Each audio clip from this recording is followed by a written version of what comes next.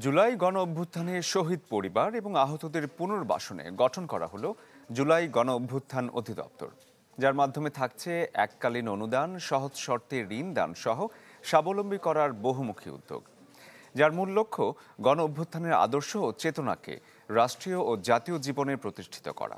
ইমদাদ হকের রিপোর্ট।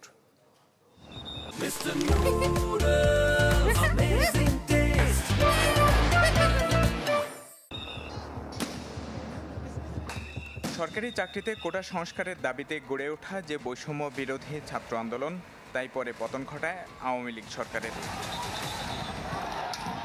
সেই জুলাই গণ অভ্যুত্থানের ইতিহাস ও স্মৃতি সংরক্ষণে আনুষ্ঠানিকভাবে গঠন করা হয় জুলাই গণ অভ্যুত্থান অধিদপ্তর, যার আইনি কাঠামো দেওয়া হয় রাষ্ট্রপতির জারি করা অধ্যাদেশের মাধ্যমে। মুক্তিযুদ্ধ মন্ত্রণালয়ের অধীনে এই অধিদপ্তরের প্রধান হবেন অতিরিক্ত সচিব পদমর্যাদার এক কর্মকর্তা। ভবিষ্যতে এই ধরনের অবিচার, অন্যায়ের বিরুদ্ধে সাধারণ মানুষ যাতে সাহসী ভূমিকা পালন করে, এনকারেজড হয়, সেটিতে এই অধিদপ্তর ভূমিকা পালন করবে। অধিদপ্তরের মাধ্যমে যে দান অনুদান হবে, তাদের পুনর্বাসনে যে ব্যবস্থা হবে, সেটিতে মানুষ এনকারেজড হবে।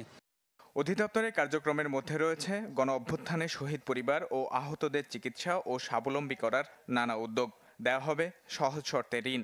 5 আগস্ট পালন করা হবে জুলাই গণ অভ্যুত্থান দিবস। আর সরকারি বেসরকারি বিদেশি প্রতিষ্ঠান, সংগঠন ও ব্যক্তির অনুদানই হবে অধিদপ্তরের প্রধান আয়। অধিদপ্তর না করে যদি এটাকে বিধিবদ্ধ সংস্থা করা হয়, তাহলে যেই সরকারের উদ্দেশ্য, এই উদ্দেশ্যগুলি বাস্তবায়ন সম্ভব হবে। অধিদপ্তর হলে এটা একটা সরকারি অফিস হবে, সেই সরকারি নিয়ম কানুনের বেড়াজালে পড়বে। এরই মধ্যে অধিদপ্তরের জন্য 33টি নতুন পদ সৃষ্টির প্রস্তাব অনুমোদন করেছে প্রশাসনিক উন্নয়ন সংক্রান্ত সচিব কমিটি। জুলাই গণ অভ্যুত্থানের চেতনাকে ধারণ করে আইনের শাসন প্রতিষ্ঠায় উদ্যোগী অন্তর্বর্তী সরকার, যেখানে গুরুত্ব পাচ্ছে আয় বৈষম্য কমিয়ে ন্যায়ভিত্তিক সমাজ পুনর্গঠন। ইমদাদ হক, চ্যানেল 24, ঢাকা।